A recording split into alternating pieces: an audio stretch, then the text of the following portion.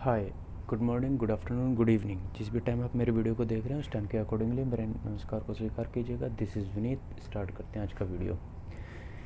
Electricity chapter, class 10th CBSE। आज हम पढ़ेंगे कि जो रेजिस्टेंस होता है वो किस किस फैक्टर्स पे डिपेंड करता है। जो रेजिस्टेंस है R से डिनोट करते हैं, ये डिपेंड करता है किस किस फैक्टर्स पे।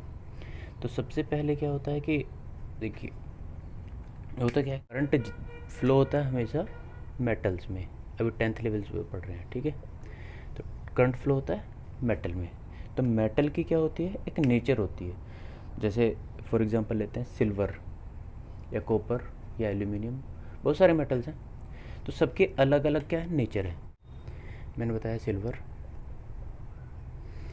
या फिर कॉपर, Cu से डिनोट कर देते हैं, या फिर एल्यूमिनियम Al। तो इनके क्या है, सबके अलग अलग नेचर होते हैं। नेचर का मतलब किसी से करंट ज़्यादा फ्लो करता है, किसी से कम करता है। तो दैट मीन्स किसी का रेजिस्टेंस ज़्यादा होता है, किसी का रेजिस्टेंस कम होता है। तो इसके नेचर पर भी डिपेंड करता है रेजिस्टेंस, ठीक है। तो पहला जो है नेचर ऑफ मटेरियल। तो पहला पॉइंट क्लियर हो गया होगा आपको कि नेचर ऑफ मटेरियल क्या होता है, कि किस चीज़ से मेटल बना है जिसके थ्रू करंट फ्लो हो रहा है, उस पर डिपेंड करता है रेजिस्टेंस, ठीक है। टेम्परेचर, टेम्परेचर पर भी रेजिस्टेंस डिपेंड करता है, ठीक है। टेम्परेचर ज़्यादा है या कम है, किस तरीके से डिपेंड करता है हम आगे देखेंगे, ठीक है। आज का मेन है, तीसरा है लेंथ। लेंथ फॉर एग्जांपल मैंने एक ड्रॉ करने की कोशिश की है कि कोई कंडक्टर था और उसकी सपोज लेंथ L है, ठीक है। Fourth, cross sectional area. Cross sectional area का मतलब जो ये साइड वाला एरिया था। सपोज ये वायर है, एक वायर का आपने देखा होगा क्रॉस सेक्शनल एरिया, मतलब जो सामने से अगर हम देखते हैं। मैंने इसमें थोड़ा सा ड्रॉ करने की कोशिश की है। छोटी क्लास में हमने पढ़ा था एरिया का फॉर्मूला होता है πr²। आर क्या होता है, रेडियस। आर क्या है, रेडियस, ठीक है, जानते होंगे।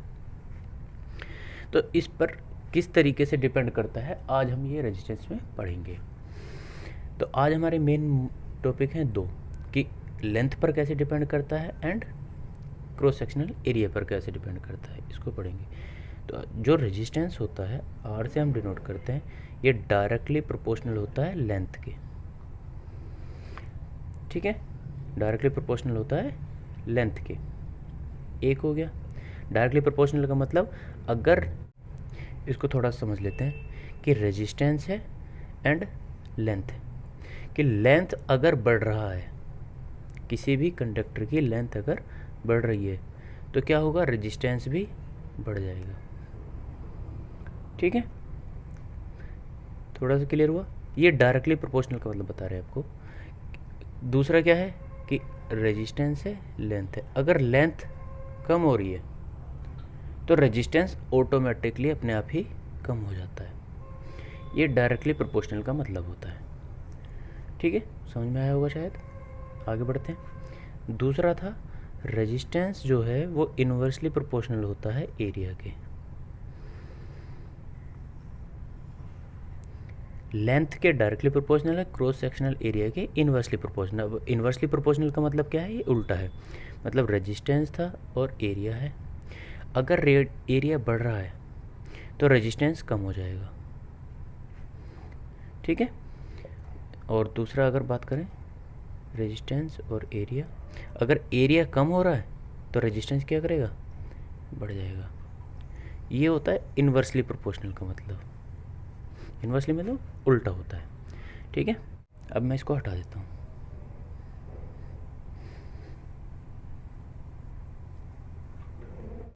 होप सो यहाँ तक समझ में आया होगा। आगे बढ़ते हैं। तो R यहाँ पे लाइन ड्रॉ कर देते हैं, is proportional to L, directly proportional था, और एरिया का क्या था, इन्वर्सली प्रोपोर्शनल, ठीक है। यहाँ से समझ में आया।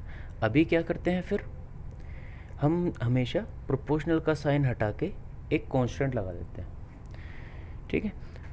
यहाँ पर जो कांस्टेंट हम मानेंगे वो क्या होगा, प्रोपोर्शनल का साइन हटा के इक्वल टू, और एक प्रोपोर्शनल का साइन हटा के मैंने लगाया रो, इसको बोलते हैं रो। रो मीन्स रेजिस्टिविटी, आगे पढ़ेंगे अच्छे से। L/A, ये आपका एक रेजिस्टेंस का फॉर्मूला बन गया। बहुत सारे न्यूमेरिकल आते हैं इसके ऊपर, ठीक है। हमने देखा R is directly proportional to L, length पे लेंथ बढ़ेगी तो रेजिस्टेंस बढ़ेगा, लेंथ कम होगी तो रेजिस्टेंस कम हो जाएगा। R is inversely proportional to area, area बढ़ेगा तो लेंथ रेजिस्टेंस कम हो जाएगा, और एरिया कम होगा तो रेजिस्टेंस बढ़ जाएगा। इसी को आगे हमने फर्दर थोड़ा सा बढ़े आगे, तो resistance is proportional to L by A, proportionality का साइन हटा के मैंने इक्वल टू का साइन लगाया और यहाँ पर ये, ठीक है। यहाँ पर क्या क्या चीज़ें हैं, R4 रेजिस्टेंस है, ये रेजिस्टिविटी है। अभी रेजिस्टिविटी के बारे में पढ़ेंगे आगे, कंफ्यूज नहीं होना है। ए से एरिया है, एरिया कौन सा, cross sectional area. Cross sectional अगर ये सर्कुलर है तो इसमें हम फॉर्मूला लगाएंगे पाई आर स्क्वायर। पूछ लेता है कभी कभी डायरेक्टली एरिया दे देता है। और एल क्या है, लेंथ, ठीक है। यहाँ तक सबको समझ में आया होगा। चलिए आगे बढ़ते हैं। अभी यहाँ पर हम टॉपिक ले लेते हैं रेजिस्टिविटी।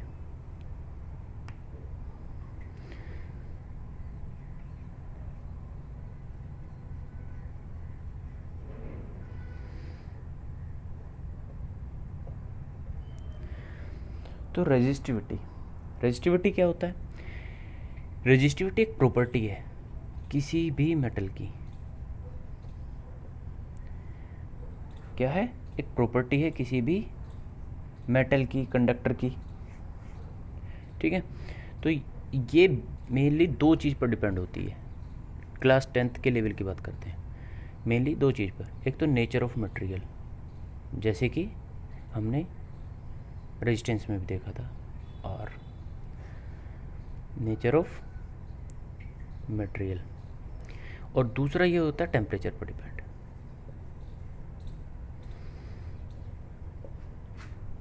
ठीक है, बाकी लेंथ पर डिपेंड नहीं करती, क्रॉस सेक्शनल एरिया पर डिपेंड नहीं करती है। अब प्रॉपर्टी होती है, तो प्रॉपर्टी क्या मतलब क्या होता है, विजुअलाइज करने की कोशिश करते हैं। जैसे बटर है, बटर सभी खाते हैं, तो बटर क्या होता है, सॉफ्ट होता है। क्या वो डिपेंड, उसकी सॉफ्टनेस जो है वो डिपेंड करती है कि वो कितना लेंथ में, ऐसे डिपेंड करता है कि कितना लेंथ में, नहीं करता ना। तो वो उसकी प्रॉपर्टी है जो सॉफ्टनेस है, ठीक है। क्या बटर ये कभी डिपेंड करता है कि वो सर्कुलर है या स्क्वायर में है या कैसे है, नहीं करता ना। तो इस तरीके से हमने देखा कि जो रेजिस्टिविटी होती है वो लेंथ पर डिपेंड नहीं करती है और कभी भी एरिया पर डिपेंड नहीं करेगी, ठीक है। मैंने एग्जांपल बताया बटर से, बटर जो है वो सॉफ्ट होता है, ठीक है, नाइफ से काट सकते हैं आप इसको। तो वो कभी भी डिपेंड नहीं करता कि वो कितना ज़्यादा है या कितना कम है, या लेंथ में कितना बड़ा है, या क्रॉस सेक्शनल एरिया उसका कितना ज़्यादा है या कितना कम है, ठीक है। समझ में आया होगा। तो क्वेश्चन पूछा जाता है कि लेंथ बढ़ रही है तो रेजिस्टिविटी पे क्या इम्पैक्ट आएगा, या एरिया कम हो रहा है तो रेजिस्टिविटी पे क्या इम्पैक्ट आएगा। रेजिस्टिविटी एरिया और लेंथ पर डिपेंड नहीं करती, सिर्फ नेचर ऑफ मटेरियल पर डिपेंड करती है या टेम्परेचर पर डिपेंड करती है। नेचर ऑफ मटेरियल का मतलब होता है कि एक सपोज बटर है और एक सपोज वुड है, तो क्या होगा कि वुड के कंपेयर में बटर बहुत ज़्यादा सॉफ्ट होता है, ठीक है। तो दोनों की सॉफ्टनेस अलग अलग है, ठीक है। तो रेजिस्टिविटी डिपेंड करती है nature of material and temperature पर। यहाँ पर हमने देखा था दोनों में कॉमन चीज़ें जो हैं, जो रेजिस्टेंस है वो डिपेंड कर रहा है नेचर ऑफ मटेरियल पर, रेजिस्टिविटी पे डिपेंड कर रही है नेचर ऑफ मटेरियल पर।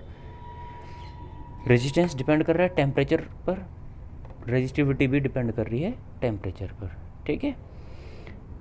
जो रेजिस्टेंस है वो लेंथ ऑफ कंडक्टर पर भी डिपेंड कर रहा है, हमने देखा यहाँ पे फॉर्मूले में।